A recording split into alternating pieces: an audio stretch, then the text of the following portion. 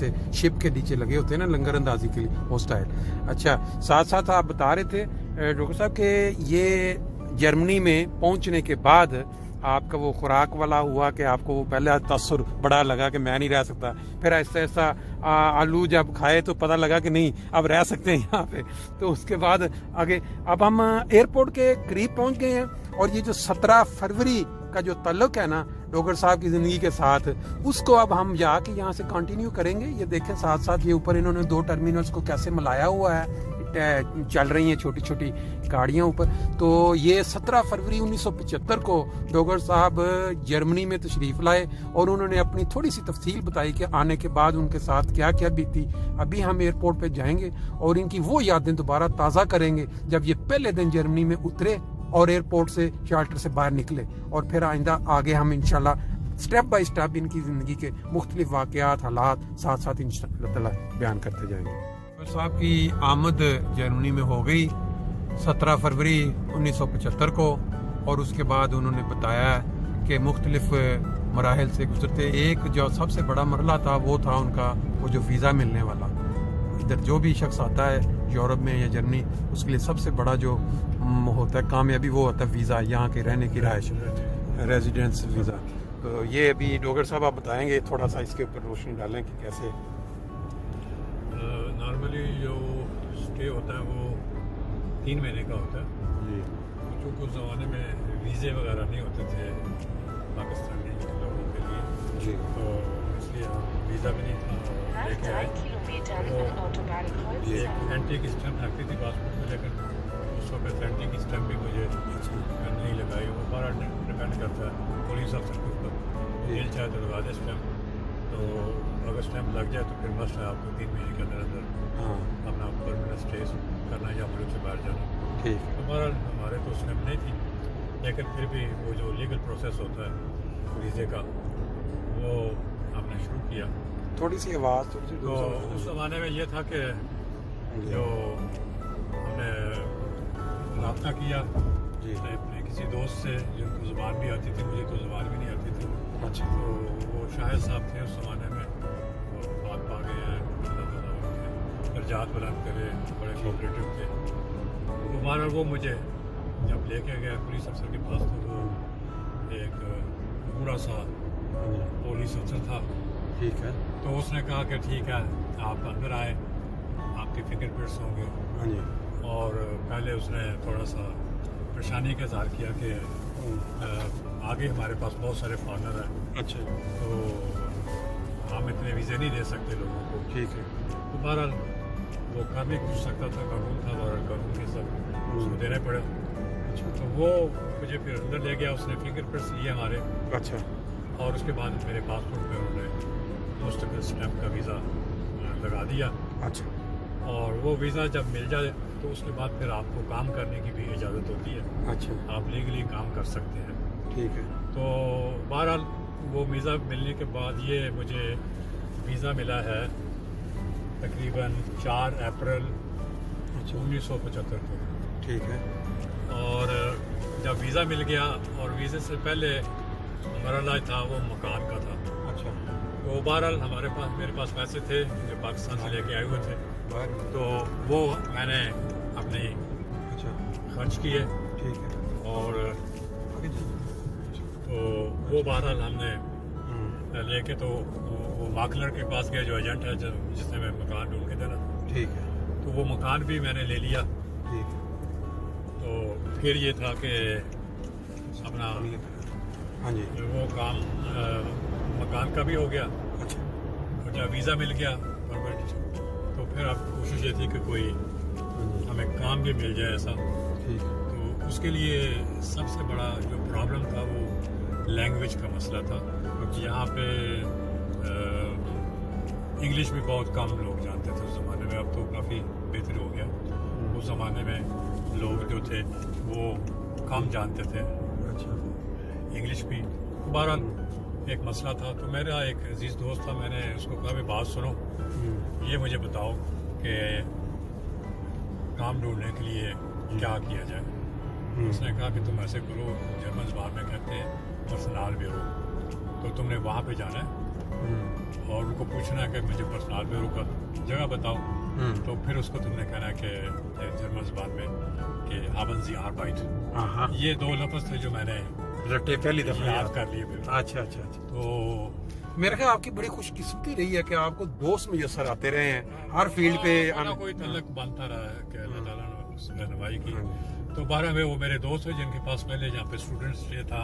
अच्छा। और वो चूँकि अरसे से रह रहे थे यहाँ पे, वो कर रहे थे मैनेजमेंट कोर्स, तो 12 उनके तावन था थोड़ा बहुत। अच्छा। तो वो फिर ऐसे मुझे जब उन्होंने बताया तो फिर मैंने कोशिश शुरू कर दी। अच्छा। उस ज़माने में फ्रैंकफर्ट के अंदर ये जो एस-बान का निज़ाम है ये नहीं होता था। अच्छा। उस ज़माने में सिर्फ ट्रेनें होती थी। अच्छा अच्छा। या ट्रामें होती थी। तो उस ज़माने में ट्रामें भी ये 3 ही थी, अंडरग्राउंड 1, 2, 3 जो है। अच्छा। ये बाकी ट्रामें बाद में आई हैं। अच्छा। तो हमारे होते ही बनी बाकी। तो बहरहाल वो जब हम वीज़ा मिल गया और कोशिश शुरू कर दी हमने। अच्छा। तो मैंने एक दिन जो ट्रेन थी उसमें मैं बैठ गया। अच्छा। और उस ट्रेन में ये था कि अपना बादमबर्ग जाती है वो ट्रेन। जी। तो नहीं अगले पे, इधर नहीं अगले पे। तो अच्छा, उस ट्रेन पे फिर हम बादमबर्ग पहुंच गए। अच्छा जी। तो जब मैं बादमबर्ग पहुंचा तो वहाँ का जो रेलवे स्टेशन है वहाँ पे मैं उतर गया। अच्छा। तो जब मैं उतरा तो बाहर मैंने देखा कि एक आदमी था, वो एक ट्रक से कुछ सामान उतार रहा था। अच्छा। तो मैंने उसको पूछा, जितने कि मुझे वो 2-3 लफ्ज़ थे वो उसको मैंने कहा, तो उसने मुझे कहा कि फलानी जगह जाओ। अच्छा। और जब उसने मुझे वो एड्रेस दिया तो उसने सड़क भी बताई मुझे। अच्छा। तो वो सड़कों के नाम उस वक्त कुछ इतने अजीबो गरीब होते थे कि वो आदमी समझ ही नहीं सकता था। अच्छा। इस तरह के वो नाम थे। हाँ। तो बहरहाल मुझे इतना याद रहा कि उसने कहा कि डॉक्टर फ्रेजेनियस कंपनी का नाम है। अच्छा। आपने वहाँ पे जाना है। ये इतनी पुरानी बात आपको याद, नाम याद है। तो बहरहाल वो मैं फिर चलता गया और लोगों से रास्ते में पूछता गया, वो जो उसने एड्रेस दिया हुआ था। अच्छा। तो मैं फिर एक छोटे से बिल्डिंग थी वहाँ पे मैं पहुँच गया। अच्छा अच्छा। मैंने उनको कहा कि मुझे पर्सनल ऑफिस में जाना है। तो मुझे किसी ने रास्ता बताया कि आप ऐसे सीढ़ी से ऊपर जाए तो ऊपर पहली मंजिल पे वो दफ्तर है। अच्छा। तो वहाँ जाके कर लें। मैंने फिर उसको, वहाँ पे एक औरत बैठी हुई थी। अच्छा। उसको मैंने पूछा कि मैंने काम करना है। तो कहती कि मेरे पास वो जो मेरी कॉलेज की जो भी स्कूल की थी, जो क्या कहते हैं उसको, डॉक्यूमेंट्स, सर्टिफिकेट्स वगैरह जो भी थे, वो मैंने उसकी जर्मन ट्रांसलेशन करवा ली हुई थी। अच्छा। तो वो लेके मैं फिर उसके पास चला गया, उसको मैंने पेपर दिखाए। तो वो मुझे कहने लगी कि बात यह है कि 1 मिनट वेट करो तुम। अच्छा। मैं भी आती हूँ। वो मुझे वेट कराने की बजाय करा के तो ऊपर चली गई। अच्छा। तो फिर थोड़ी देर के बाद वापस, वो बड़ी अच्छी इंग्लिश बोलती थी और तो उसने कहा कि तुम ऐसे करो, तुम ऊपर आ जाओ मेरे साथ। अच्छा। तो मैं उसके साथ सीढ़ी चढ़ के ऊपर वाली मंजिल पे चला गया। अच्छा। वहाँ पे मैंने देखा कि एक सामने कलर का एक आदमी बैठा हुआ है। बहुत सारी बड़ी मेज है उसकी। अच्छा। और मेज के ऊपर उसका नाम लिखा हुआ है, डॉक्टर अब्दुल बारी। अच्छा। अच्छा। तो मैंने उसको सलाम अलैकुम कहा, लेकिन उस आदमी ने मुझे सलाम अलैकुम का जवाब नहीं दिया।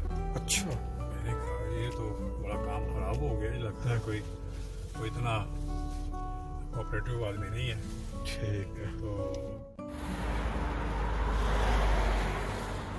ये वो मस्जिद है जो मैं जब होटल में ठहरा उसके बाद यहाँ पे हम आए। और यहाँ पे और दोस्त भी थे उस ज़माने में। तो कुछ लोग यहाँ पे स्टे भी कर रहे थे, लेकिन जगह बहुत कम थी। जर्मनी में आने के बाद आपकी जो पहली मस्जिद का दीदार हुआ, वो पहला जुमा में आए। अच्छा, ये है जी मस्जिद। और उस वक्त इस ज़माने में इस मस्जिद में मैक्सिमम जुमे के दिन 2-3 सफ़े होती थी। लेकिन शुक्र कर रहे थे कि अल्लाह ताला ने नमाज पढ़ने के लिए एक जगह दी हमें। और बहरहाल दिल बड़ा खुश हुआ इस मस्जिद को देख। पहले तो हमने इसकी तस्वीरें देखी हुई थी पाकिस्तान में। अच्छा। तो फिर अब आके हम गए तो फिर ये मस्जिद, यहाँ पे बहुत सारे लोग दोस्तों के नॉलेज के लिए कि ये वो मस्जिद है जो उस ज़माने की बनी हुई उसी कंडीशन में मौजूद है। बाकी सारी चीज़ें चेंज हो चुकी हैं। डोगर साहब की ज़िंदगी के साथ जुड़ी जो यादें हैं, जो जो जगह वो दिखा रहे हैं, वो सब चेंज हो चुकी हैं, लेकिन ये मस्जिद बिल्कुल उसी कंडीशन में है। उसकी वजह यह है कि ये जर्मनी के कानून के मुताबिक ये इसको कहते हैं डेंकशुट्समाल, कि इसको चेंज नहीं किया जा सकता। उनकी एक यादगारी बिल्डिंगों में ये शुमार हो चुकी है। मेरा ख्याल है जिस वक्त आप जब आए थे 1975 में, ये जो पार्किंग बनी हुई है गाड़ियों के लिए, ये साइडों पे ये सारी नहीं होंगी, ये पक्की जगह नहीं होगी, सिर्फ ये मस्जिद इस कंडीशन में होगी इस वक्त। अगर आपको याद है कि मैं दूसरा या तीसरा आदमी हूँ जिसके पास 76 का जर्मन लाइसेंस है। अच्छा, उस जमाने में जर्मन लाइसेंस नहीं होते थे लोग। आपने 76 में लिया? जो लाइसेंस था अच्छा, वो 76 का बना हुआ। माशाल्लाह जी, कमाल बात। मैंने अच्छा, लाइसेंस बनाया, ठीक है, तो जर्मन ठीक। लाइसेंस मुझे मिल गया, जल्दी और पास हो गए। ये बड़ी तो उस जमाने में मस्जिद में कोई गाड़ी नहीं थी। चंद एक दोस्त थे जो पुराने रहने वाले थे, अच्छा, तो उनके पास थी, लेकिन लाइसेंस बहुत कम लोगों के पास। मेरा ख्याल है कि एक दो आदमियों के पास था। यूरोप में अभी भी आपके ख्याल में यूरोप के अंदर अगर किसी इंसान ने अपनी ज़िंदगी को मुकम्मल देखना है कि वो पूरा इंसान है, तो उसकी जेब में लाइसेंस होना चाहिए। नहीं तो वो कहते हैं कि आधा इंसान है अगर जिसके पास लाइसेंस नहीं है। चलो ठीक है, लाइसेंस के बगैर काम है, उसकी वाकया आगे चलाओ आपको बताऊंगा। चले, लाइसेंस मेरे लिए क्यों जरूरी है। अच्छा चले ठीक है। ये जी हम डोगर साहब के साथ इस वक्त जक्सन हाउसन के इलाके में गुजर रहे हैं। मस्जिद से होके आए हैं। यहाँ जो ये बिल्डिंग आप देख रहे हैं, ये पुराना कब्रिस्तान है ज़्यूटफ्रीडोफ, यहाँ पे सैकड़ों की तादाद में अहमदियों की कब्रें भी हैं। बाकी ये देखें, ये सारी जो बिल्डिंगें आप साइडों पे देख रहे हैं, जक्सन हाउसन की नई और पुरानी बिल्डिंगों की आमीज़श है। इसमें नए घर भी हैं और पुराने भी हैं। ये देखें, काम हो रहा है। बाकी डोगर साहब के साथ जो बाज़ यादें हैं पुरानी शहर फ्रैंकफर्ट के अंदर मुख्तलिफ रस्तों से गुजरते हुए, वो भी आपको हम दिखाएंगे। ये जी इस वक्त हम जक्सन हाउसन में जो सड़क पे गुजर रही है, ओफनबach, ये क्या नाम है जी सड़क का? डार्मस्टेडर लांडस्ट्रासे स्ट्रीट है। इसके ऊपर बता रहे हैं डोगर साहब कि हमारा अभी तक जब से हम जर्मनी आए, मेरा ख्याल है हज़ारों की तादाद में इस सड़क के ऊपर से इनका गुजरना हुआ है, क्योंकि मस्जिद जाने के लिए जब जुम्मा नमाज के लिए जाते थे तो यही रास्ता इख्तियार किया जाता था। अब तो मस्जिदें मुख्तलिफ इलाकों में बन चुकी हैं, इसलिए इस तरफ सिर्फ वही लोग आते हैं जो यहाँ मुकामी हैं। ये देखें जी, फ्रैंकफर्ट का वो चौराहा जिसके ऊपर हम राइट मोड़ के तो मस्जिद की तरफ जाते हैं, जो अभी आपने देखी। जो लेफ्ट जा रहा है ये ओफनबach लांडस्ट्रासे, जो ओफनबach की तरफ जा निकलेगा आगे, सीधे जब हम जाते हैं कुछ फ्रैंकफर्ट सिटी बिल की तरफ जा रहे हैं, जहाँ पे बहुत बड़ा स्टोर साहिल है और दरिया आएगा रास्ते में। और अगर हम इस साइड पे मुड़े लेफ्ट पे म्यूरफेल्ड लांडस्ट्रासे, ये फिर वो ग्रोस क्रॉ वाली साइड पे जाके ये म्यूरफेल्ड जा निकलता है। हमारे साथ डोगर साहब अभी मौजूद हैं। कुछ यादें फ्रैंकफर्ट के हवाले से, कोई आपका कोई वाकया याद हो दिलचस्प, कोई किसी किस्म का ज़हन में है? वाकयात तो बेशुमार है, क्योंकि 46 साल की ज़िंदगी के गुजरे ऐसी जगह। तो बहरहाल ये है कि शुरू में तो हमारे लिए बहुत मुश्किल ज़िंदगी थी। हाँ जी। और मुझे याद है कि जब हमें शुरू में मकान मिला है जी, मकान क्या था, वो एक कमरा था। अच्छा, तो वो मुझे मरकज़ से आ जाती थी एक लेटर, अच्छा, कि इतने आदमियों का आप इंतजाम कर दें।